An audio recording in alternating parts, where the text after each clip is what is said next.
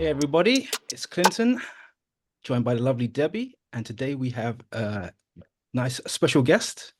We have that I came into contact with on TikTok. Been looking at some of his stuff. He's been pumping out a lot of content, which I've been enjoying. His name is Nick Singh. You can find him at NickSinghReviews on TikTok. That's the one. Nick, welcome to Through the Cow. Pleasure. Pleasure's mine. Pleasure's mine. Thank you for having me. That's all right. Debs, you're good? I am all good. I've just noticed a spider. How big is it? The small one or a big one? It is a small one. So Okay. I didn't feel too threatened, but I was like, why now, spider? Go away.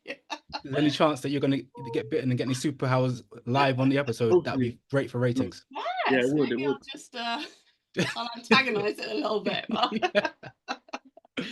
Yes, I'm very well, thank you. Had a nice start to the week, nothing too crazy. Yeah, that's good. Not looking forward to the rain that's apparently on its way. You know me, total weather wuss. I'm on my motorbike this week, so apparently it's about to kick in big time tomorrow. So I'm going to ride around London. Tomorrow's going to be good, yeah. Yeah, and then I've got to ride back from London to Bournemouth, and I know it's going to be a nightmare. Yeah, that sounds mad. Much travel, Nick? Me? No. I for the most part, I'm just at home. So yeah, just chilling. Was he not chilling? Just trying to make content, all of that type of stuff. So yeah. So Nick's not too far from us, Debs. He actually lives in Southampton. Yes. Yeah, Southampton. Are you a football fan, Nick? Unfortunately, no. Unfortunately, that's no. Good. Okay, good. Especially if he supports Southampton. I am. Yeah, no. To be honest, even if I was a football fan, I don't think I'd support Southampton. I'll be honest with you. Are you into any sports at all, Nick? Do you follow? I wouldn't say. To be honest, it's gonna sound a bit sort of cliche. I like my combat sports, innit? So yeah, same here. Yeah, so I like even though I haven't been sort of keeping in touch with it, but like normally I'm a big boxing fan. So okay, yeah. I know obviously Anthony Joshua, he's got a fight lined up. The boy coming soon, yeah. Yes. So I'm interested to see how that one goes. But yeah, to be honest, yeah, it would just be like combat sports, like boxing, UFC. But to be honest, I haven't really kept in touch with UFC. Yeah. So yeah, to be honest, I just say it's boxing. Okay, cool. Yeah, boxing's cool. I enjoy my combat sports. Yeah. Yeah, Debbie enjoys Anthony Joshua, and obviously plays boxing skills. Yes. All right. So yeah, Nick. So tell us a little bit about yourself. Where did your journey into, should I call it, geekism, like nostalgia? Where did it start? So to be honest, I've always been a bit of a geek about films, superheroes, and all of this type of stuff. But I'd say like what sort of kicked it off was maybe I want to say last year or a couple of years ago. Okay. It was mainly because originally I started off with acting. That was my whole thing. Obviously COVID happened, and I had this project lined up. It got scrapped due to financing issues and obviously, you know, COVID and whatnot. Yeah, of course, yeah. So I just found myself in this position where I was just working, and like on my days off, I just feel like I wasn't able to get any auditions, and all of my sort of, it's gonna sound corny, but like creative flow and we love creative flow. You know what I mean? You own it. Yeah. For me, it just felt like there was nothing for me to do with it. So I was actually on the phone to one of my friends, and it happened. I was in this sort of like in and out space for a while, innit? Yeah. And then I think I want to say last year, my friend, he was speaking to me and he goes, "Why don't you just start doing like little reviews and giving your opinion on music, TV shows, you know, video games, but like, you know, all of that type of stuff." So I was like, "Well, what do you mean?" He goes, "Well, just record yourself, giving your opinion and upload it to Instagram." Yeah. At first, I'm like, that sounds crazy. That sounds absolutely nuts. There's no way in hell I'm going to do that. I said, "I'll only do it if you do it with me." And he goes, yeah, that's fine. But then I asked him, because we had this one sort of plan. where we were going to film it together. And he sort of, like, I don't want to say stitch me up, but he goes, "No, sorry, I can't do it." And I sort of backed out of it, but he was like, "No, make sure you do this." So he sort of pushed me to do it. And I believe the first ever sort of review type of thing I did was on Oppenheimer. Oh yeah. Oh, yeah, it was good one. So that would have been like sort of mid-October, maybe last year, sort of thing. Yeah, something like that. Yeah. And then obviously from there, I decided to upload my content onto TikTok, but then also YouTube as well, because one thing I really enjoy about obviously like a lot of like content creation, like review channels, is these like full length dissections and in-depth sort of analysis of the film. What was good about it, what was bad about it, what, you know, really exploring into the characters and all of that. And I really like that. And so I'd just make videos, I'd make long form videos, which I'd upload to YouTube, which would consist of like movie reviews, TV show reviews, games, music, and obviously the short form content on my Instagram. But I think as of recent, I've realized that even though I obviously play 1-2 games and, you know, listen to music, games and the artists that I listen to is only like a select few. So I would only have like a certain number of things to talk about in those sort of categories. Whereas with films, I feel, and TV, I feel like there's a wide variety for me. Because with films and TV, you can go what's coming out, what's here now. You could talk about the past, things you didn't see. What 17 series I've managed to binge in a weekend. You got Debbie's superpower is being able to binge like sessions, like it's insane. Absolute skill. I'm in the same boat. I can't lie. I'm in the same boat. I can't be a one a week girl. I can't be a one episode a week girl. Where when Supercell came out, I literally binged every single episode.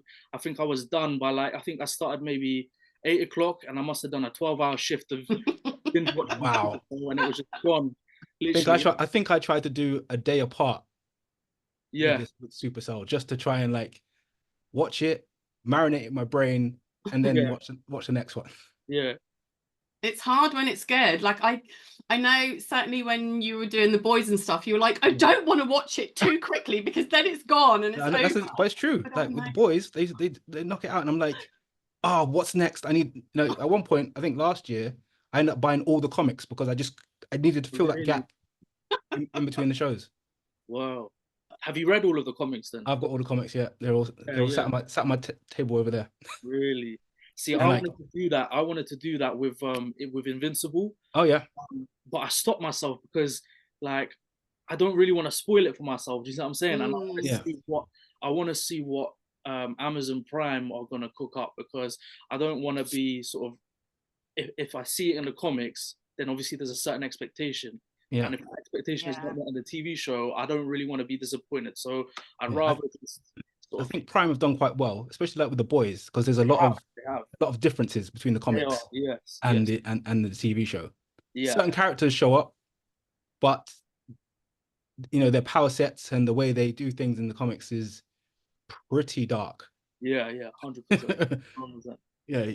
Homelander on the TV show and Homelander in the comics. I think you prefer to meet Homelander in the TV show. Oh wow, really? Okay. Wow. Just scratching the surface of the TV show. All he wants is a bit of booby milk in the TV show. You know, but Invincible is another great show.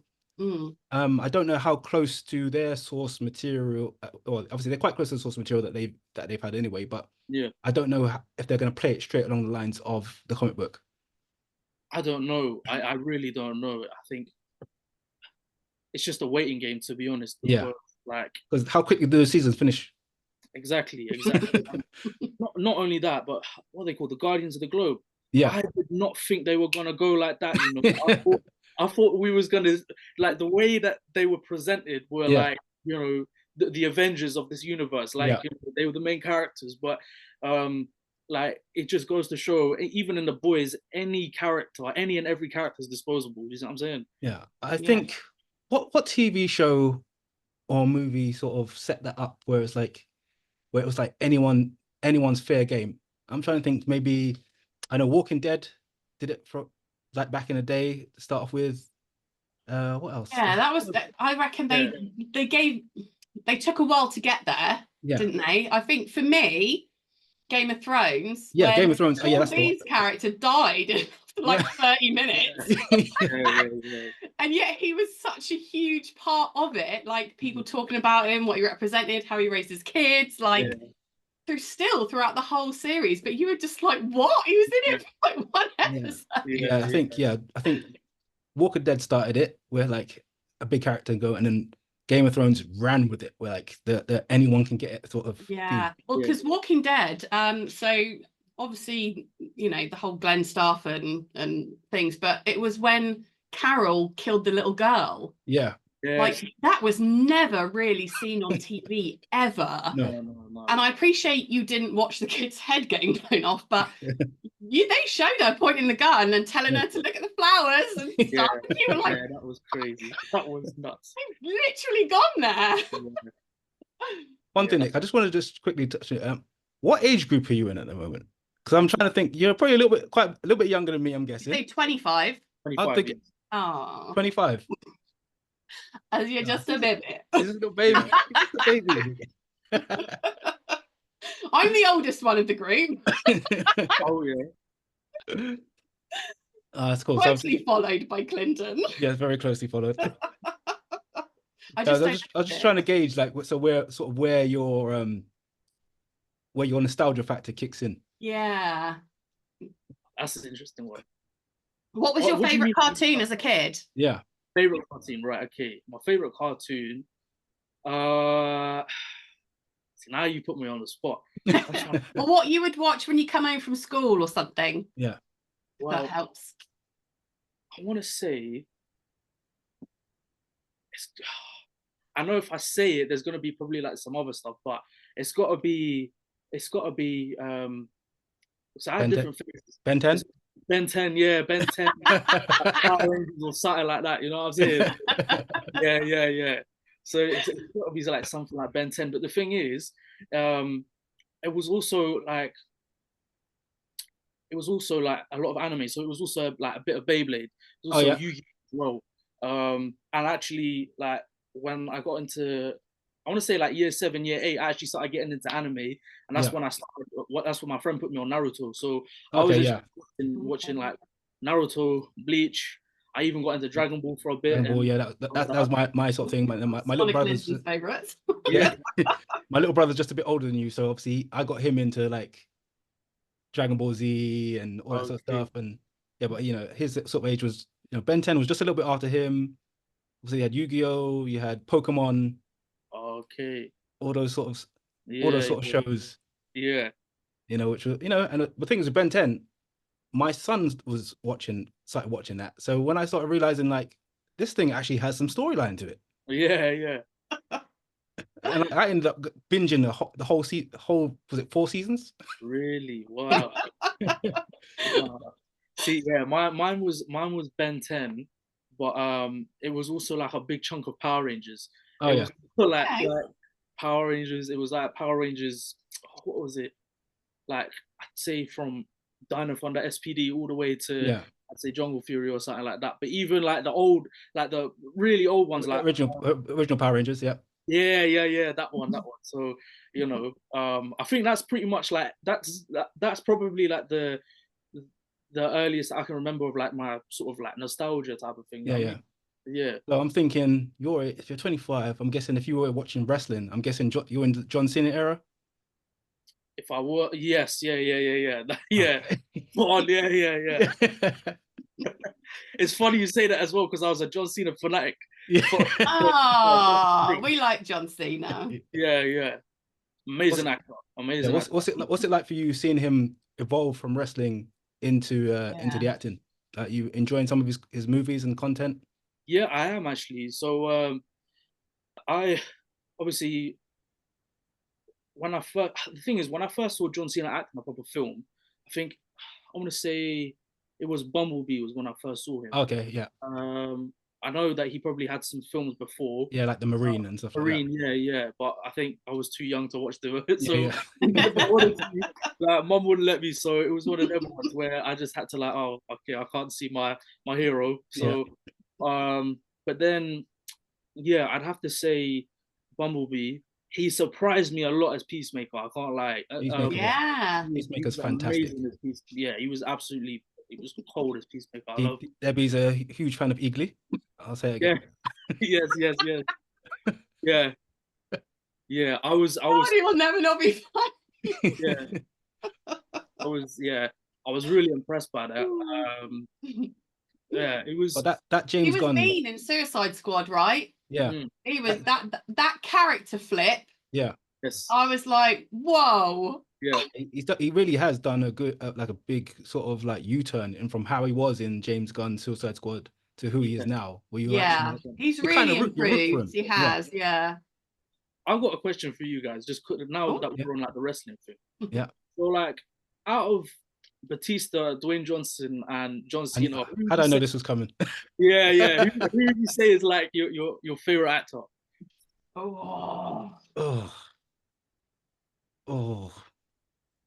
Obviously, The Rock has a special place in my heart because I know. I think I was edging The Rock because he's motivated me through like many times in my life. Just obviously just because even when I was like quite shy as a kid. Yeah. Just his persona. It's almost like I had to create a persona for myself, even when like just going through like school, right, and like getting a bit older, just to even have the confidence to go for like interviews and things like that. Yeah, I sort of had to adopt this Brahma Bull-esque thing within me to like push me forward. Yeah. So yeah, he's a special place. But when it comes to like acting, I'd say Batista has dropped some of the better roles for me. Yeah. You know, he's improved loads as well. Yeah. I think. Yeah. Because obviously there's what's that film they done with where they have that hotel where they take in like criminals. It's called I don't know. Let me just Batista's movies. I'm trying to remember them all. Do you remember the one when it was slightly like supernaturally? And they like the cabin or something, and they that was creepy. Future. Yeah. That was weird. And that was good. That was really good. For me, I think acting wise, I'd say Dwayne Johnson's last. Yeah. And then I'd say it honestly depends on the role, innit? It honestly depends on the role. And it depends on the script as well. But it's some days it's gonna be Batista, some days it's gonna be John Cena. Yeah. Basically, those two are either second or first for me. I really loved Batista as Drax. Oh my god, he's so good. I don't think that many actors could actually have done a really good job with Drax. No, I don't think so. It's timing and his like awkwardness and literalness is so good. I think this was the right era for a wrestler actor to take that role, because anything previous, they wouldn't have had anyone who had the chops to do it. No. Yeah, and Guardians was a perfect, not too serious, you know, more of the jokey kind of superhero side of things as well. So yeah, he is brilliant in that. Yeah, so if I had to put him in order, I'd go at this current stage, I would say Batista, Rock, Cena for me. Okay. Batista, obviously Ricky Stenicki pushed him right up there. and Blockers. He is so funny in the film Blockers. Cena. Yeah, he is good. Yeah, so... I'm going to go Rock, Bautista, Cena. Yeah. I see that one. Yeah, so that film I was talking about with Batista is called Hotel Artemis. Oh, okay. Oh, yes. Oh, he is great in that. My God, I haven't seen that for a while. What kind of genre is it? Hotel Artemis is it's an action thriller. Thriller, yeah, kind of like dark. Yeah, so it's like a mixture. It's kind of quirky. It's like a mixture of Saw. Oh wow. Okay. Mixed with, let's say, almost John Wick-esque in regards to like how that's what I first thought when you said it, and then I was like, it was the Doctor, more doctory stuff. Yeah, Yeah. Yeah, if you get a chance to watch Hotel Artemis, Batista's really good in that. He's not, you know, he's not the main character, but he has a big role in it, and he's very important to the film. Yes. And then there was that zombie one that he did a couple years ago, which was Army of the Dead. Some people didn't like it. I liked it. Yeah. What's it called? Army of the Dead. Army of the Dead. That's what it should still be on Netflix, I believe. Oh, I haven't seen it, but I know the pictures. Yeah, on Netflix. And it's got Amari Hardwick in it from yeah, it has from Power. Yeah, so it's quite a good watch. And also there's one with Batista I like called My Spy. Oh, okay. And it's like a comedy caper with a kid with a young girl in it, and it's just funny. Like, yeah. So he's got, because in regards to films, he's got more chops in regards to the genres that he's touched on. Right. Okay. You know, where Rock is, the Rock's in it. He's gonna do something Rock-like. Yeah. I feel like with him, he plays the same type of character, just in like a sort of different film. You know what I mean? Yeah, he just changes his t-shirt. Yeah, exactly. Yeah, that's what it is. Maybe it adds a little bit more baby oil. You know what I mean? Like, I think it's good in some ways because he does understand his limitations. Yeah. You know, whether or not he wanted to take on something a bit more serious, or if he's like, do you know what, I'm raking it in with this kind of happy-go-lucky, bit cheeky, bit actiony. So yeah, I like the fact he's not kind of tried to take over all types, thinking, oh, I could do this because it's me. He's kind of stuck to his own little, you know, what works. But yeah. So Nick, you're saying you're a bit of a gamer. So what sort of what games are your favorites? What sort of what do you like to play? What did you used to play? What you play? And what are you playing it on? What are you playing it on? PS5. That's my thing. Yeah. There you go. So to be honest, I will say I don't play games as much as what I used to. None of us do. No. I'm glad honestly, I probably got a 17-hour update when I next. Yeah. No, same. So I can't lie. Right now, if I had to pick any type of go-to game, it will be Mortal Kombat 1. That's like, oh wow, that's my fighting game. Yeah. I love Mortal Kombat 1. I spend hours and hours and hours like pissing people off with how much I just smack them up on that game. I mean, like, no one is safe. Who's your character? Or do you just spread it around? If I had to pick one or maybe two, I'd say I've Raiden and maybe Kenshi. That will probably be my favorite characters. Yeah. Raiden was a bad man. Yeah, he was cold, man. He was sick. But obviously, yeah. So that's Mortal Kombat. I want to say, with me, I love my AAA games. I love the AAA games. So I'd say the last one I played was either Spider-Man 2 or God of War Ragnarok. Okay. One of those two ones. But yeah, those are basically it's Mortal Kombat and any AAA game. So it's one of those ones. So I remember I love Last of Us 2. I love that game. Obviously God of War, Spider-Man. I loved one of my favorite games. I'd say this is definitely something that I suppose molded my sort of game, my love for gaming. It would probably be the Batman Arkham series. Oh my god. Yeah. Speaking my language. That might have been my first ever game, you know. Really? Yeah. I got like the old, I don't even remember what PS we were on at that point. PS3, I believe. Yeah. But I had the PS2 Batman Begins game, which was was fantastic at the time, because obviously I remember there was like the scene where in the Batman Begins movie, when he catches Scarecrow, and this game was built on fear. So the more fear you built up, the better your takedowns were. So you'd be in a room, and obviously if you had to take people out, you take them out one by one, and obviously when you get onto the last person, sometimes he's so freaked out he just gives up. Crazy. Yeah. So that was great, but the Arkham games were just another level. Like, It was crazy, those games, man. It was like they were so dark and they were so gritty, and they were just they were really, really like well grounded. You know, Rocksteady were my favorite sort of gaming company. Like for me, they'd never missed, and I was so disappointed about, you know, Suicide Squad. Suicide Squad game. I couldn't even bring myself to buy it. I was just like, yeah, no. I didn't. I wanted to, and it really pissed me off as well, because it wasn't just Suicide Squad. It was that Gotham Knights game as well. Yeah, that as well. I was like, Because no. what was the game Warner Brothers Montreal did before was Arkham Origins. They did Arkham Origins, and even though that wasn't like directly like the, you know, Arkham games, it was still a good game. I still enjoyed it. Still, good game. Yeah. But and what pissed me off as well was the it was the trailer. Yeah.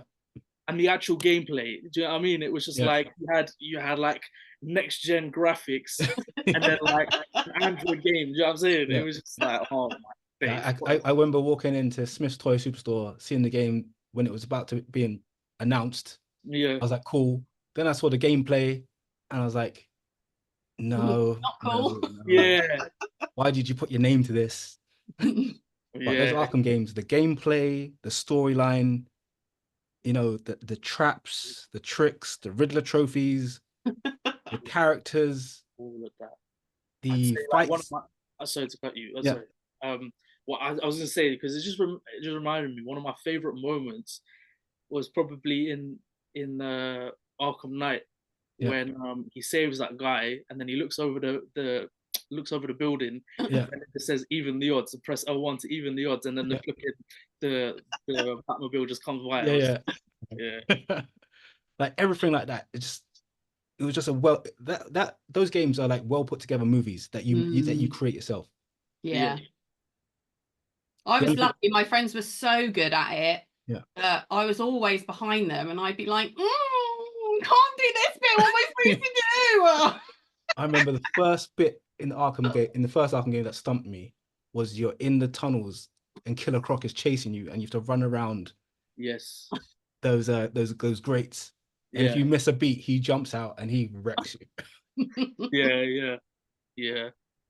I scared me when I saw that one. I can't lie. Yeah. I remember the Solomon Grundy one. That was crazy. There was one which took me maybe 2 days. Maybe, no, I'm not gonna lie. Maybe 4 days to do, was against Deathstroke. In which one? That was Arkham. I think it's number 3. Oh, okay. What, when you're doing the little stealthy tank battle? No. This is was it him? You're down in like this dungeon and you're having a like hand-to-hand combat fight with him. Yeah, that was in Arkham Origins. Origins, yeah, where Black Mask puts out the hit. Yeah. I'll tell you, that took me maybe 5 days to get through. Yeah. I loved that was probably one of my favorite boss fights that I've ever played. It was so sick. Before that, I think the hardest one I've done was maybe Ra's al Ghul. That was one top one, but like that one with the Deathstroke, mate. Yeah. I thought I've got too old for gaming because I couldn't do it. I couldn't do it. Yeah. So if you had to pick, say, like your top 3 or maybe top 5 games, something that you played, I'm just gonna put you on the spot, but what would they be? Is this in order or no? In any order. Just like say some of your five best games. So I want to say. You ever think, Debs, while he's thinking? Yeah. I want to say.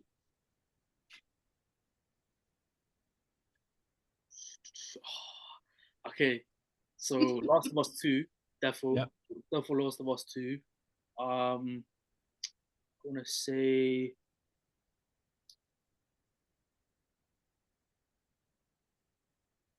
Spider-Man. I'm not too sure which one.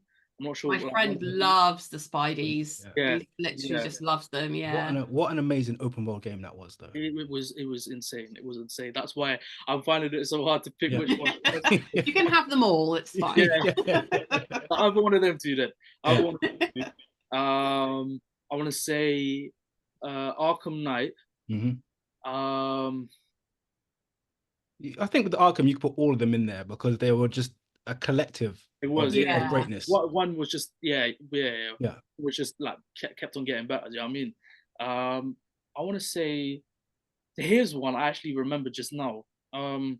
So you know how I said I was a massive fan of Naruto? Yeah, so yeah. I used to play Naruto Ultimate Ninja Storm. Okay. Yeah, and that was like, if you're an anime nerd, if people watches their anime nerds, they'll know like, it was probably one of the sickest fighting games like I've ever played. Like visually, I'd say still to this day, Ultimate Ninja Storm 2 has the best boss fights, like interactive boss fights. You know, buttons appearing on the screen and just having like a little time. Smashing all of them, and then just all of that stuff coming. That kind of reminds me of the Dragon Ball Z game I had for a while. Yeah. So it would be that. Yeah. And then how many? That's like 4 now, isn't it? Yeah. So one more. I'd say. I want to say.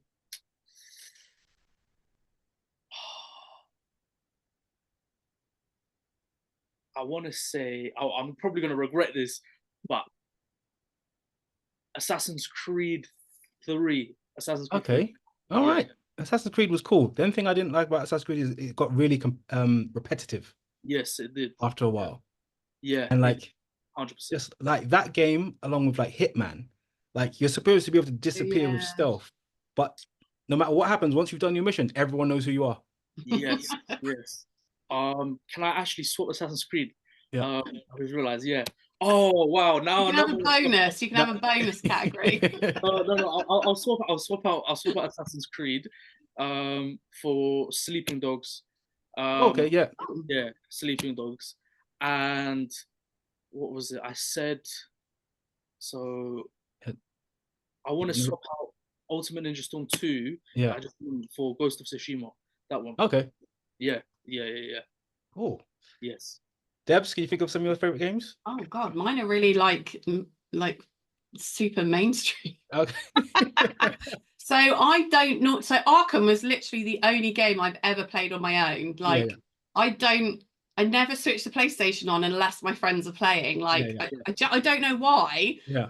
I thought I was always quite a creative person and like good at puzzles, but honestly, platform games, I just get really irritated if I can't work it out.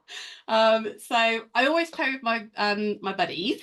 And the most enjoyment I've ever had was the Star Wars ones that were out. God, like 8 years ago. Where you would play Extraction. So fucking good at Extraction, right? I'm terrible at shooting people. I've been gaming forever and I am a stormtrooper at shooting, right? But I will ace the objective every time. So you still technically want me on your team. Right? And we spent hours playing those Star Wars ones. So there's no playing Fortnite with you, Debs. No, I think I would literally like, and I did feel bad if it was ever a 3-player thing. Say GTA, right? So GTA would be one of my other ones. We've had tons of fun playing GTA. And if it was a mission, I would always get really worried because often you have to kill a lot of people. And I'm like, oh, I'm just the weakling of the trio. I'm so sorry. So sometimes I would hide so that it gave them more of a chance because they were really good at shooting. And if you've only got 3 deaths available for like everybody. So like, play to our strengths there. I'll just give you a rocket launcher and let you just keep firing that. So GTA, Battlefront, I'd say. So we do play Modern Warfare. And Call of Duty. Again, I don't like the big games. I much prefer like the smaller ones where I don't know, there's like 10 of you or something. Always the objectives. Again, fucking I love it, and I get angry when the boys are trying to do, because they're so good at shooting, right? They can level up stuff quicker than me. And one of my friends who's so good, he literally did every single possible challenge to get the amazing like skin on the gun, like, and I was like, you've literally had to kill like 50 people with a knife and a thing and a thing and a thing and use every single gun. And I'm still on my fucking shotgun or whatever it was that had 50, because I have to have 50 bullets, else I don't stand a chance. Yeah. And then I'd be like, get on the hard point with me right now. It's like with my son, when I used to play Fortnite with him, and he was doing one-shot kills with a sniper rifle, not even looking down the rifle. And I'm like, what is going on here? Crazy. What is happening right now? I'm a running and die gal, right? Like they know it, so they have to deal with it. One of our friends is really good at sniping, so he ends up staying at the back, and I'm like, it's not me. It's not how I want to spend my time.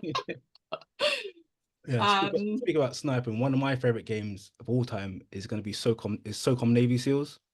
Now, before they went into sort of like the online mode, that game was like it's like a single player game platform, but it's obviously you cover huge terrain. Yeah, and you have a team of 4 generally, and you have to obviously take down terrorists, extract people, find like additional information. So that and Rainbow Six are in like the same sort of like on the same sort of scale for me, because I love those games. Yeah. When you have to breach a room from different angles, those for me right up there. Not a room, that type of thing. Yeah. The Arkham games, top of the range. The GTA 4 and 5. Mm-hmm. It's just so much you can do. Like if you just want to decide that you're going to have a hand-to-hand combat with your friends, like you've been doing anything. Like even now, if I get the spare 15 minutes to play a game, I might switch on GTA, and like because I've got like all these guns and all this money now, I just go shoot up a bunch of places, let the police chase me, and then I just hide in the corner and just kill police officers for like. But how cool that you can make them go away, like. When we were playing it for ages, then we would be like, there's some annoying person in real life, and you're like, you cannot just crash into their car, right? You can't do it, Debs. You will get caught. Yes. And I have to say, when there was 4 of us, 4 or 5, and I don't know if you've ever played the parachute cars. No. You jump off the thing, and then you release your parachute, and then you have to go and land on like a thing point. Yeah. We were epic at that game. As that comes from watching too much Fast and Furious, that does. Yeah. That was those are real superheroes. They are. Yeah. Dominic Toretto. I'd like to see who wins out of Dominic Toretto, Omni-Man, Homelander, and Superman. Oh yeah. I think John Toretto's coming out on top easily. I think he's going to win it. Yeah, easily. Yeah, and lastly, the other games I play is Red Dead Redemption. I did that once. Yeah. That was the one where you get like a dog to like as like a little guardian. I think maybe one mission. That mission. Yeah. There's that. Yeah. He was kind of like a little protecty dog. Yeah. I've heard. I don't know. I think I sent to you recently where they're talking about potentially doing a movie of it, and they've said potentially Jeffrey Dean Morgan. I can see one of the characters. Yes, you said. And I think it's another one that said they're looking at maybe Jensen Ackles. Really? Okay. I hear that. Could you like imagine like a game style Western? Because that game has such a great story behind it. Like the missions completely connect together so well. It is a movie. Yeah. And I've never played The Last of Us. Never played that as a game. I really liked the series, and people did say that they kept very close like to it, so that was good. So yeah, I think as long as you've got someone respectful of the main things that people that have played the game are looking for, you should be able to have a good movie or series from it. Yeah, it's very hard. It's very hard to find a director that's willing to, adhere to the fans and also commit to the source material as well. Yeah, and I'm glad with the Last of Us, it was actually a good TV show. Do you know what I mean? Yeah. I think it's a lot easier for them to make a TV show based on the game than it is they've like the problem they've had making movies that were. And what was the other one? Fallout. Yes, thank you. Yeah, I've not played that either. Yeah, I haven't played Fallout, but I enjoyed the TV show. Yeah, me too. What's that like? I know some of my friends are watching it. It's so good. So even Fallout, if you've not played the game, you should watch it. It's a really good series. It's post-apocalyptic. there was it's based on like obviously a nuclear war that happened, Right. and it's based on people that went to live. Some went to live in tunnels. Yeah. And they've been down there for years, and now they're just coming up because they were told that the Earth is like got toxic air, and they're down there. And when they do come back to Earth, they've got to like rebuild the place. Yeah. And then the TV show is based on them. A couple people going up to Earth and finding out like it wasn't what they were told. There are people living up there, and they're not all mutants, but there is mutants up there. Oh shit. Yeah. It's like I think it's 10 episodes. But the tunnels are nice and safe, aren't they? So there's this weird thing. Like I was like, oh, I'd pick tunnel life because it's good, it's nice, you know what it is. But other people were like, nah, I gotta get out of there. The bunker life. Obviously, when you've been down in the bunkers for like probably potentially like 3 generations of your life. So people born down there, right? It's all they've known. Yeah. And it's like then the main character's finding out like she has been lied to. There has been more contact with the outside world than she's known about. So it's a quick down there for a reason. It's a quick binge. And they're killing them off, and I couldn't watch it all in one night, but I think you and Debbie probably could. It's definitely worth a watch if you need something new. It's on where is it on? Prime. Prime, yeah. Okay. Yeah. Cool. All right, so let's talk about superheroes. Let's talk. Where do you lean? Do you lean more DC or do you lean more Marvel? See, with this one, this is a bit technical discussion. No judgment. No. Because we love both, as you can see. Yeah. So the thing is with me, like, if it wasn't for the MCU, I don't think I'd be as close to Marvel as I am now. I'll be honest. They've done some flipping amazing films. Yeah. Whereas DC, on the other hand, have literally just gone, downhill. Yeah. For me personally, that's the way I see it. But recently, it's flipped. I feel like it's low-key starting to flip. Yeah. Because a lot of Marvel films that are coming out, and even like a lot of the TV shows, I think are just like completely whacked on this stuff. Yeah. They're just so dead. Yeah. So dead. They're so rushed. And I feel like that they're trying to recreate the effect of what they did with Infinity War and all of that type of stuff. Yeah. Prior it's a bit too gender based, isn't it? Yeah. Like it was never exactly like Bats and that. They never did that with an agenda in mind. It was literally just trying to create Batman. Like exactly.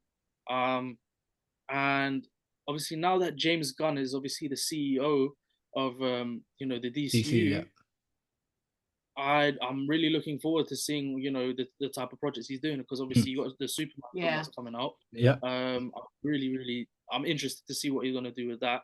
I'm very curious to see how he's gonna approach Batman. With all of that and stuff. Like I said, I love Suicide Squad as well. I thought that was amazing. Suicide Squad. Let's make it clear. Suicide Squad 2, right? Suicide Squad 2. Yes. Yeah. Let's just wipe one straight off the table. Yeah. John Cena, Suicide Squad. Yeah. And I think that Guardians of the Galaxy were a solid trilogy. I personally wasn't like a proper fan of the Guardians, but like I appreciate them for being very, very like well-versed films. And I feel like he's really, really good at catering towards like to like the comic book fans and obviously the people, the film buffs. You know what I'm saying? Yeah. Again, like the Guardians weren't huge on a lot of people's radars, and they were my favorite. And I know, but as in like from the comics, going. I'd never until the movie. Yeah. And and obviously the Guardians members changed quite a bit, and he brought together these 4 people and made them fan favorites. Yes. Yeah. And it's like he's done a good job there. So it's going to be interesting to see how he molds the DC universe. Is he going to make it almost like the Justice League cartoon style, like wholesome, but hopefully bring a nice good story with it? Will he go dark? Will he go? I always feel DC's so much darker, and it almost needs to be pushed that way a bit more. I think we're gonna get a bit of both. I think it just, because I feel like with James Gunn, he's shown us that he can make a fairly joyous film with a lot of dark themes. I mean, if you take a look at Guardians of the Galaxy 3, it still had, you know, it's sort of innocent, loving, you know, aura about like its vibe about it. But obviously the subject matter and the theme of, like, you know, animal testing, Rocket's backstory, it was very heavy. It was horrible. But you know, he hit the nail on the head when it comes to you know, making us feel a type of way. So I was speaking to one of my friends about this, because in the beginning I was very, very skeptical about is it Dave Corenswet? I don't know how you pronounce his name, the person who's going to play the new Superman. I was completely skeptical when I first saw his outfit, because I'm thinking this is just completely ridiculous. But I think at the same time it would be very refreshing to see like a nicer, more, I don't want to say friendly neighborhood Superman, but like a friendly Superman, you know what I mean? You know, the guy that rescues a cat out of the tree, you know, the one who will you know, go into a burning building, not some guy who just he's on a warpath. Do you know what I'm saying? Because we've seen obviously Cavill is my Superman. All right, he's the Superman I've always wanted. But in regards to, obviously, because I love a lot of the DC animations, so the animation and stuff like that, you know, Superman is he's still a Boy Scout, but he will always do the right thing. But he with, you know, like animations, he's not to be taken the piss out of. He's on smoke. He's on smoke. You can't mess with him. You know what I mean? You can mess with him a little bit. You have his jokes, but when you like threaten his family, or you gotta remember where he comes from. You know what I mean? Or you threaten the city or anything like that, there's a high chance you're going to get a backhand, which will put you through the planet. 100%. 100%. I think what's cool for me, just think about it, is the fact that because of your age, like, you've actually grown up in the main crux of the MCU. Like, you got to see it at a beautiful stage up until, they say, like the end game and stuff like that. You've developed through that stage. Like, whereas like me and Debs were looking at it, like, this for us, this is exciting because, like, we're seeing characters that we grew up with, like, on the big screen. It's like, wow, this is like this is nuts, you know. So I'm kind of envious of you in that front. It's interesting just to see, you know, everything, because I feel like as well, from the first Iron Man film to literally like now, it's been, you know, superhero central. I mean, so it's been crazy with the amount of films that they've been able to put out. I actually wanted to ask, I wanted to make a proper video about this, and I have it all like sort of laid out, but just out of curiosity, what do you guys think of the MCU Hulk right now? Do you think that Marvel have ruined him? Do you think that, you know, he's decent? Like, what's your take on the MCU? Sorry, the Hulk. So Ruffalo's Hulk. Oh, I love Ruffalo. She loves Ruffalo. I love Ruffalo. But see, I made a video I even put on our YouTube on the YouTube where I was expected to get some real backlash, like, because for me, this Hulk, Weakling Hulk, is not for me. No. I must admit, I think they did make him a little bit wussy. You know. So I know he's kind of like Professor Hulk, but Professor Hulk in the comics weren't to be messed around with. No. I think they tried to get away with it by almost making it like he's tinkered with it, he's got used to it, like, but that then kind of takes away from the whole basis of this insane change that happens to him. Of course, you're still going to be like mental. So like for me, the best Hulk iteration was the Ed Norton one. That's the one, apart from obviously Lou Ferrigno back when I was a kid. You know, that's what introduced me to superheroes, because like I used to watch the Incredible Hulk with my granddad, you know, every Saturday, and obviously that kind of one of the things that inspired me to get into like training and just wanted to be like get the muscles, be able to like lift a car and stuff like that. Minus the greenness. The greenness, but you know, if it just turned to green and then turned back to brown, it'd be fine. But yeah, this even like Ragnarok Hulk was Mm. passable. Yes, it was. It was very 50-50, yeah. Yeah, that obviously there's the whole right situation. Yeah. That I don't think helps. For me, so I loved Edward Norton's Hulk. Don't get it twisted. Yeah, I yeah. loved Edward Norton's Hulk, but I loved, and I wish they would have stayed with this sort of narrative. I loved Mark Ruffalo's Hulk in Avengers and Avengers: Age of Ultron. Yeah. Purely because he was just He wasn't as talkative. No, he wasn't as talkative, and he moved like a flipping, like an ape, a brute, and he was just Yeah. you know what I mean, he was just somebody that you would actually feel, you know, scared of. Yeah, you see him running. Yeah. He puts his hands on the ground when he's running. It's like, exactly, oh, crap. that's crazy. Yeah, and like almost no one's safe because he's in such a rage. Exactly. Even if you're a goodie, like you could be having it, and so it gave you that air of fuck. Yeah, exactly. Shit, is he gonna like exactly? That, And that scene in the first Avengers when he's chasing Natasha through the helicopter. Yeah. And you're like, he's gonna bring this thing down. And it's just annoying because I wish they would have built on that, you know. It's just, I feel like as well, I don't know, I'm 50-50 on Taika because I don't trust him. You don't trust him. I'm not a fan of his. I think he's some things, yes. But yeah, I think he's good at making comedy. I personally didn't mind Ragnarok, purely because like I hadn't read obviously World War Hulk and all of that type of stuff. I knew of it, but I didn't read the comics in depth for me to fully sort of distinguish. Okay, yes, this is supposed to be this way and whatever. So when I was watching it, I liked it. I enjoyed it. It was fun. It was fun. Yeah. That's the thing. It was a fun film. I just don't like what he did with the Hulk. Yeah. Because he just turned him into a big baby, and somebody was just, you know, the butt of the joke. Just, and I really, what pisses me off is just is Mark Ruffalo's voice acting, because I thought that was just absolutely ridiculous. I don't know, like he must have had some sort of auto tune. Yeah. I'm like, what the hell is this?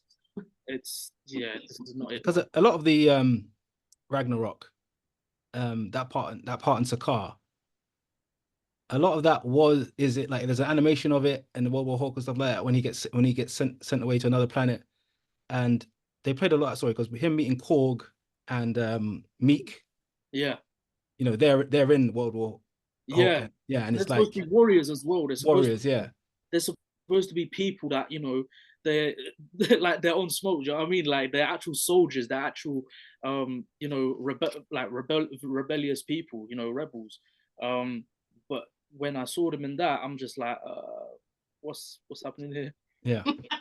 Whereas I didn't know them, and I did think they were quite funny. Yeah. But now you've said it, I'm like, okay, maybe they could have done a bit more with that, because you obviously saw one of them as the leader more so, but it's not like you saw them with an army or, you know, so yeah. But then sometimes even at it's the easier not to have the background knowledge. Yeah, even then at the end of Ragnarok, when he takes down the wolf. Fenrir, Fenrir, yeah.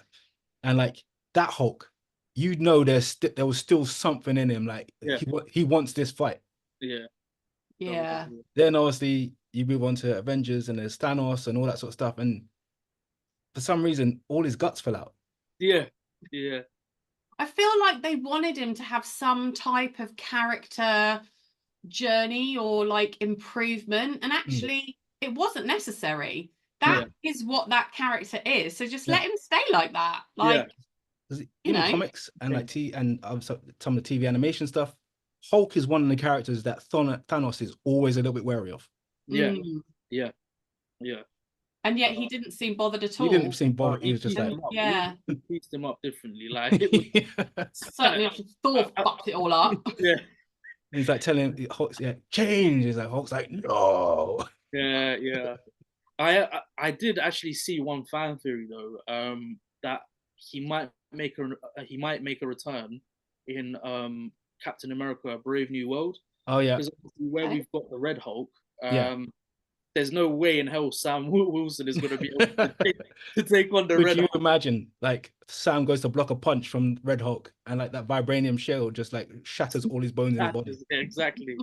And I read a theory that apparently the stress of Red Hulk being there and everything like that is going to cause him to turn back into the original, like, brutal, savage Hulk.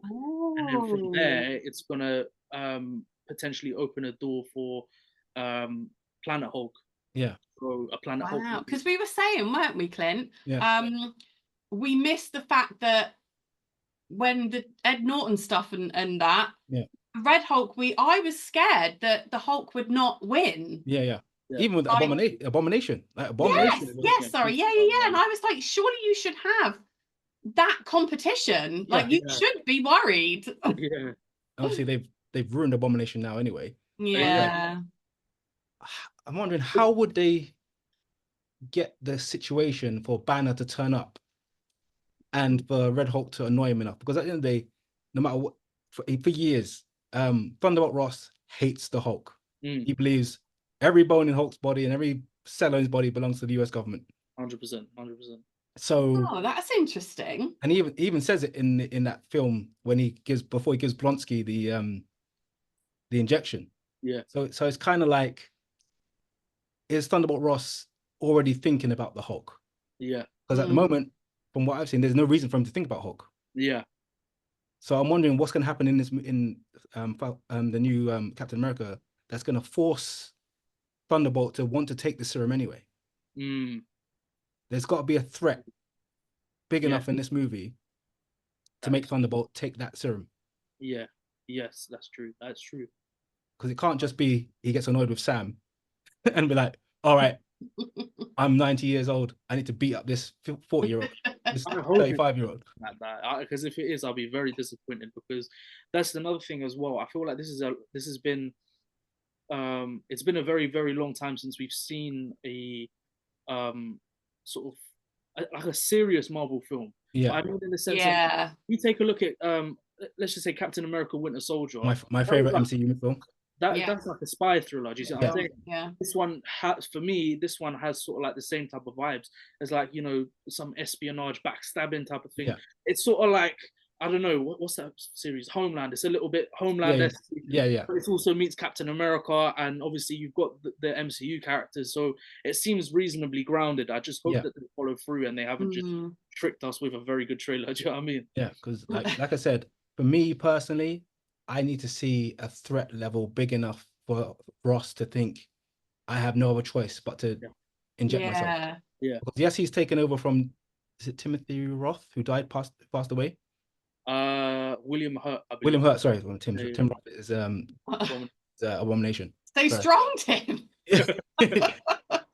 Yeah. So there's got to be a reason for him to take this serum. Yeah. And I'm trying to think, who could they bring in that scares him? I think it would be nice if you don't find it out. Yeah. And it happens in the film and you're actually surprised and you love it. But then if Hulk is in it, what makes Professor Hulk make Ross want to flip out? Yeah, why even him being there? Yeah. Unless Hulk accidentally kills Betty. Oh. Dun, dun, dun. Oh, yes. That's true. Would he kill Betty? By accident, maybe? It just depends. Maybe he's like slid in her DMs instead, and he's like, "Oh." All right, so let's finish up. Well, I want to do some screenshots which I sent out to you guys just to have a little brief look at. All right. So the first one I had, I don't know if you've seen it, but I'll read it out anyway. Was, where did it go? We'll start off with Jenna Ortega. Says women deserve their own franchises and not just gender-flipped spin-offs. Now, for me, I think she's right. There's been, like, say, like Ghostbusters. I know you find the Ghostbusters film was quite funny. I like all the Ghostbusters. But like for me, again, like they just need to have new stories. Yeah. Yeah, it needs to not be, it's almost like they're like, oh, equality, get the female character of that in. Yeah. Oh, let's just ship that one in. And whereas I'm sure that there must be female characters, either superheroes or otherwise, There's plenty that stood alone yeah anyway as female characters. Do them. yeah And give us a female Thor. I don't want a female Thor. The normal Thor is fine. yeah, Yeah, you know, Like, even if there was one in the comics, you know, just like give girls something new to look forward to look at to look up to. Yeah. Obviously you had Wonder Woman, no one complained about Wonder Woman. And no, absolutely brilliant. Yeah. Apart from the film being a bit, The second one was a bit shit. Yeah. The first one was good. Second one. But you know, like, just start writing. I just think like just start writing new content. So lazy. It is so lazy. And don't put all your woke agenda in there. Exactly. Like, listen to people. Nobody is going to watch your stupid movies. Yes. Everybody's saying how rubbish they are. Like, stop it. Yeah. You know, because what is it? What's the film that came out recent? Oh yeah, the Marvels. Like, literally, I think I fell asleep during Marvels. Yeah. Like the best bit of the Marvels was the end credit scene with the X-Men. Yeah, I knew he was gonna say that. Yeah. That was I was thinking the same. I was thinking the same. It was that was not it. Yeah. And even though I grew up knowing one of the characters who played the one who played it was Zawe Ashton, who was the main villain. Right, yeah. In Marvels. And it's just like I wanted to look at it and be like supportive of, like, I knew her, like she's cool. Like, you know what I mean? Like, but it was just such a bad movie. Yeah. But and there's no excuse for it. That's what irritates me the most. Yeah. Big budgets, big named people. There is no excuse to be lazy and do something shit in this day and age. And like even like so like recently you had like the sort of Furiosa. Yes. Cool movie. Like, you know, she does her thing. You know, she's a younger version, obviously the character from Mad Max, but you know, it's a good prequel. But she wasn't Mad Maxine. No. No, she was like her own character in it. Yeah. No, Mad Maxine. That's funny. Yeah. You know, and just like, I just think it's like even with all the new remakes that are being made, I understand that, you know, sometimes it's paying homage to what came previously. Yeah.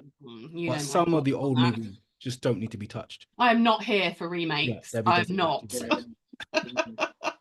Because even like Roadhouse, the new one, I didn't watch it simply because obviously I'm a fan of Conor McGregor. You have that one. Like that, and obviously Jake. For me, he was literally the worst thing. I hated him in it. Yeah. I was actually surprised that Jake Gyllenhaal would take a project like that. Yeah.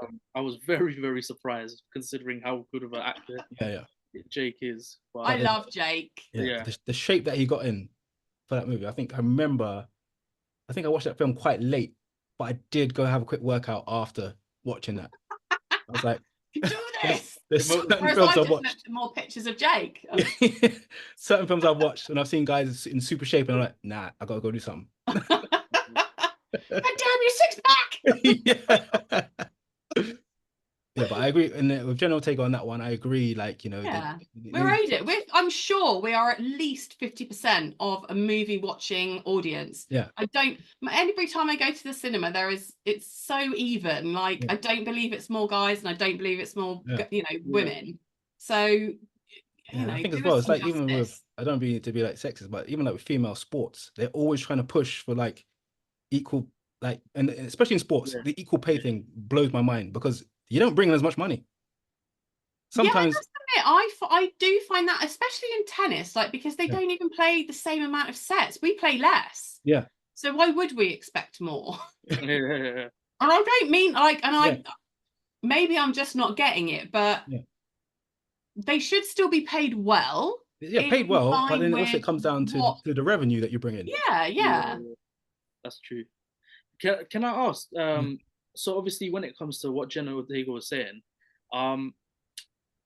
so in the new Fantastic Four First Steps film, Silver Surfer isn't actually going to be played by no, Rad. It's going to be his wife. What do you think of that? Yeah, I'm Well, 50-50. I was looking forward to Norin Rad, Yeah. the Silver Surfer. I think because of the way Marvel are sort of like at the moment, annoyingly, everything's multiversey. Yes. Uh, I think they'll get away with this one because Yeah. it's not like we had a standalone couple of Silver Surfer No. movies with the guy. Yeah. Yeah. So I think it might be okay. Like I The have a actress soft spot for the Silver Surfer for just a link to my sister's partner, her old partner. He absolutely loved it. And so you always think of the guy, right? You always think of the guy when you think it, but the lady's character was always there, right? Still. Yeah. And I think because we haven't had, like I say, standalone movies with it, it's not going to be too much of a change. It's not like they're forcing it in. Yeah. I don't think they had to make it a woman, but yeah, I think it'd be interesting in the fact that we're now actually getting a Fantastic Four, and hopefully we're going to get one which is going to be actually watchable. Yes. That fans are really hold gonna. my breath because I've been so disappointed. Well, fans. What do you guys think of the 2005 and 7 ones? Yeah, Jesus. you know, which were for us were like cool to watch. It was like, they're here, the Fantastic Four are here. Yeah. You the know, Michael B. Jordan one, and you know how much I love him. He obviously invested in my football club, and he is a beautiful man. But yeah, I was so angry at how rubbish it was. That was horrible. That was the thing is when I obviously I wasn't reading comics when the 2005 and 7 one come out. So what was there on the screen I thought was sick. And to be honest, I rate Chris Evans. I loved him as Captain America. Yeah, he was perfectly cast as Johnny Storm in my opinion. Yeah. I think everybody at that age, he was a great Johnny Storm. 100%. And then you had the guy from the Shield was in there. Obviously, you had Jessica Alba, who was like huge at the time for us. Who came from like Jessica. the show, was it the show Dark Angel? That's how we remember her. And then obviously you had what's his name? It's the dark-haired guy for me, because I've seen him in so many other things since. I literally cannot imagine him in a suit. Yeah, and he had was it something McMahon, and he was obviously for me. I used to watch a show called Nip Tuck. Yeah, I watched Charmed, and obviously he was in that. Yeah, so he was in that. But yeah, everyone was sick in that film. Yeah, I was very 50-50 on the upcoming casting film. Yeah, I personally I'm not happy, but really no. RDJ for me is Tony Stark. 100. And as much as they try to push the fact that there was a version of Doctor Doom that was Tony, it's not gonna make me feel any better. Yeah. Like I had my heart set on potentially Christopher Waltz taking the role. Really? Or maybe Mads Mikkelsen. Yes. Or, I had Mads Mikkelsen or Cillian Murphy or Michael Fassbender, someone like that. Okay. Yeah. And also a wild card I had was the guy from Dexter. Yes, the main character. Yeah. He for me has this look in his eye. He has this I used to remember him from a show called 6 Feet Under. And that was very famous back in the day. Yeah, and everything about him just has this presence and this creepiness look about him. Yeah, there's definitely a weird intensity. Like he's always thinking 12 steps ahead. Yes. And not giving you everything. Yeah. Always keeping stuff from you. Yeah. So for me, those sort of characters would have made. I could just see them in the Doctor Doom armor, just sat on the throne, just thinking, "I'm about to do some madness right now." Yeah. Do you think? Sorry, go on. Yeah, continue. So yeah, RDJ. Do you think he's gonna be like his own character, or do you think he's gonna be a Tony Stark variant?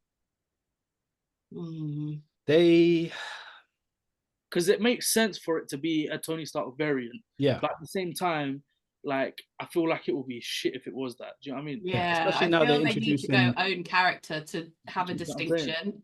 Yeah. Especially now they're introducing sort of anchor beings as well. Exactly. Like they're like, all right, this main timeline 616 needs a version of Tony Stark's sort of like even just his blood. Yeah. And then they bring in one from the almost like they'll say he may potentially from like the Fox universe or maybe from one of the worlds where Doctor Strange jumped through. Yeah. And he's made his way through maybe he's captured what's her name, America Ferrera or whatever. Yeah. And he's jumped through to our dimension. But even her character, I don't really care about. Do you know what I'm saying? I don't care about her character. I'll be honest, because that is what I'm saying. Like Marvel are doing, they're just pumping out so much. Yeah. So many films and so many projects that it's hard to follow up on. I mean, you take a look at Eternals, for example. Oh, let's not look at Eternals. Do you know what I'm saying? I'm saying we had the celestial come out of the earth like this, and no one's talked about it. No one has spoken about it, and only now in the new Captain America film, I believe they're going to reference it, and I think they're going to. I believe he's going to be made of adamantium. Yes, it's made of adamantium. Obviously, that's how adamantium gets incorporated into the MCU. Yeah. So yeah, that's how they're going to do that. It's and even like with the TV shows, when they said that TV shows are going to be canon to the movies, and they have mixed bits in, but so many people haven't watched any of the TV shows that it just don't. I quite liked the TV shows. Well, maybe Captain America and the Winter Soldier was good. I enjoyed that one. Oh yes! Oh my god, I totally forgot about that. Yeah, that's one of the better ones. The rest, like, what did you think of Loki? I did not like Loki. Loki season 2, I enjoyed. Really?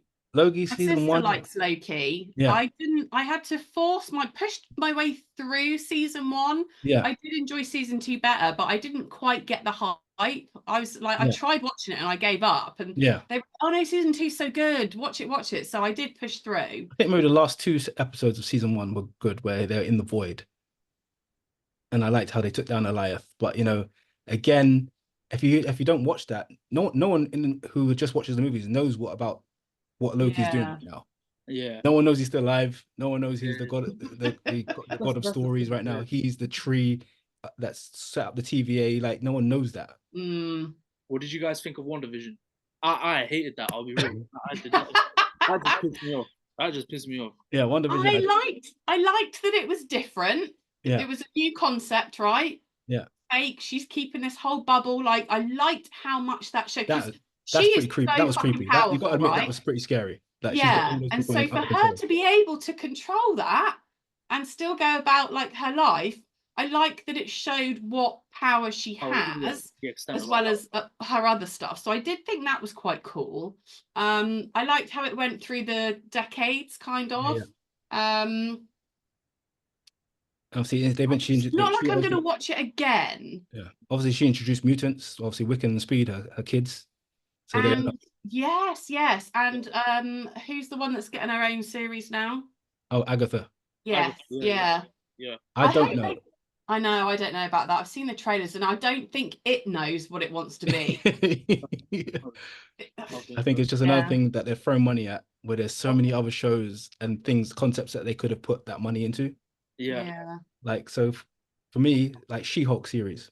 Oh, goodness me. A lot of people hated it. I haven't watched it. I liked parts of it, but for me, if they gave me the keys to the kingdom, I would literally shut the place down, because look, there is so much stuff you could do with She-Hulk, because she could introduce so many characters to the MCU, like ground level characters that could go on to fight Spider-Man, fight the Defenders. Yeah. Because she's a lawyer, and her main thing was she used to defend mutants and people with abilities. Yeah. And like, you could have her having this whole web of characters coming through, which would make it great. But what did they do instead? No, they just bash men. Right, they have her twerking with Meg Thee Stallion. Yeah. Who thought that is what women wanted? Like, you're supposed to be appealing to us. Why do you think we want to see that? It was actually what annoyed me as well. You see, I think it was on the last episode. Yeah. Where Hulk goes up against Abomination, and then I think she just freezes the entire thing, and then goes for a straw. Oh, it was just some bullshit. I'll be honest with you. One show I really, really liked, and not a lot of people talk about it, is Moon Knight. I actually enjoyed that quite a lot. Yeah, you liked that, didn't you? Yeah, my sister enjoyed that. Yeah. Again, a little bit different. Yeah. I think if you're someone who lives in your head all the time, Moon Knight is pretty Yeah, I think Oscar Isaac as well was perfectly cast for it. Yeah. Oh, I love him. He's good. Very good.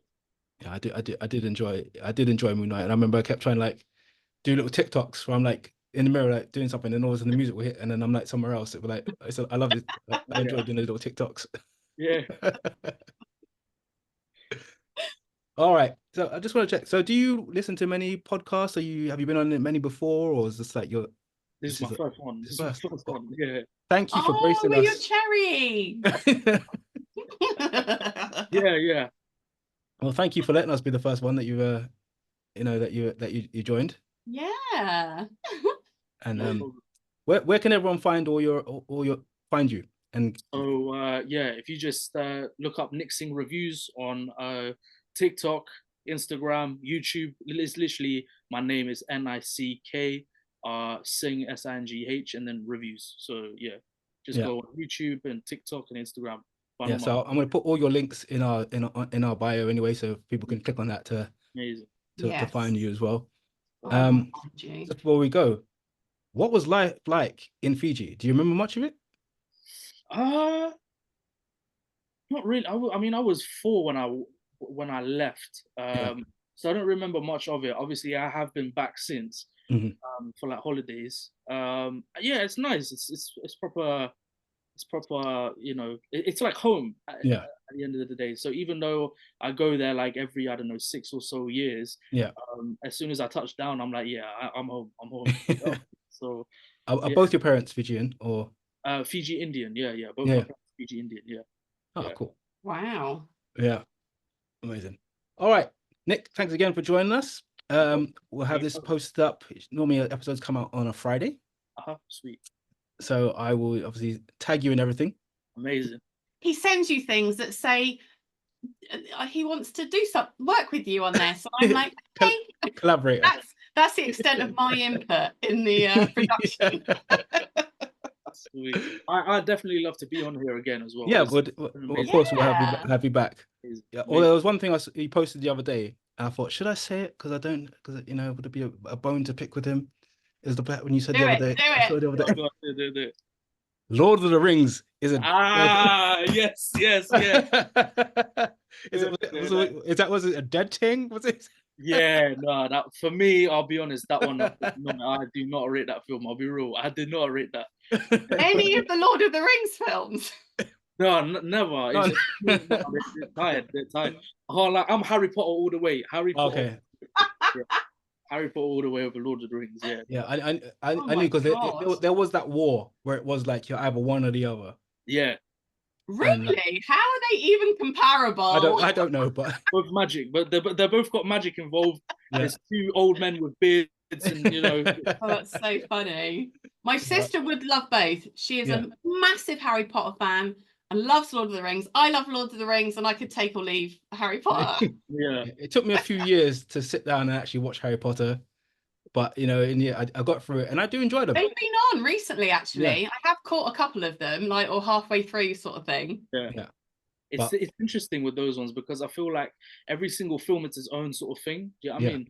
I feel like the first and second one are very, very innocent, and then from 3, it just takes a very dark turn. And then obviously you got number 6, which is like a sort of coming of age film. Number 5, which goes absolutely all out on the effects. Yeah. And obviously you've got this build up on 7 part 1 and 2. Yeah. So yeah. No, Lord of the Rings. Harry Potter is cool. Obviously for me, obviously Deb's obviously like Lord of the Rings for us was like, oh my God, was it like era defining? Yeah. I literally want to be an elf, okay? I need an elf husband.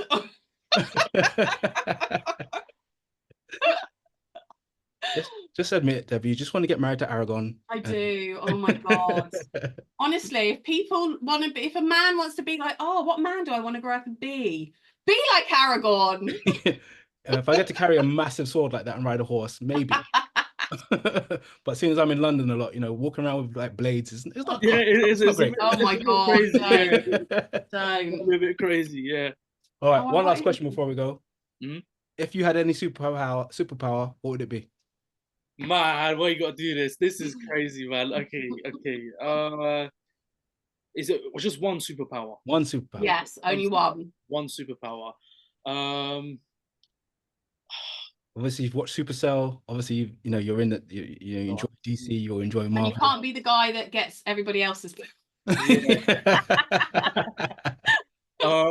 I'm gonna say, you know what? I'm gonna say Super Speed. Super Speed. Yeah. Super Speed, yeah. Yeah, that's always been in my top two. Yeah. It's Yeah. it's Love my number one or it's my number two. Yeah. Yeah. But Yeah. like, Yeah, because I was always like teleportation. So my stuff is that I just want to go and be able to see my sister and my mum like really quickly. They only live in Newquay, but it is about a 3-hour, 15-minute drive, right? Yeah. And so I just want to be able to go and be there. But if you had super speed, you'd probably still also be there. Yeah, yeah. For me, it would either be between obviously super speed or like flight. Yeah. Or, to be honest, but if like my ultimate, and it's not really one superpower, but having Spider-Man's powers, I'll be honest, that's like Spider-Man's my guy. I'll be honest, like yeah. It would be fun to swing. You have to stick to walls. It would be fun to swing. Yeah. The spider sense would be cool. Spider sense would be sick. Yeah. But then how many enemies? Not getting used to it. I think not. I think initially it would be weird, wouldn't it? 100%. Yeah. 100%. You think you're schizophrenic or something, like If you had ops, I don't understand the spider sense. Yeah, like, 100%. Yeah. Like, for me, my two have always been super speed or the master magnetism, like Magneto. Oh, that's a good one. Like those have always been my top two. Both, I cannot say that I would actually be a hero. I would potentially be morally corrupt and do so. Yeah, we were like, would it change us? Would it change us? Probably. Most people would though in some capacity, don't you think? Yeah. Well, because you could get away with so much more stuff. I think. Yeah, exactly. You know, I'd like to say my integrity is high, but yeah. Wait, I can't say if that you could get away with it. Yeah, I can't say that every time I walk past a bank, the ATM flies out the wall. I'm like, what happened here? Oh my God, who did that? As I'm stuffing my pockets. Getting Genevieve another pony. Yeah. All right, Nick, thank you again for joining us. Thank you. Debs, I will catch up with you soon. Yeah. All right, everybody, follow Nick. We'll put his details in the description. Sweet. And obviously follow us, like our stuff. We're on TikTok, X, Facebook, you name it. We're there. Spotify, YouTube. Spotify. Yeah. All right, everyone.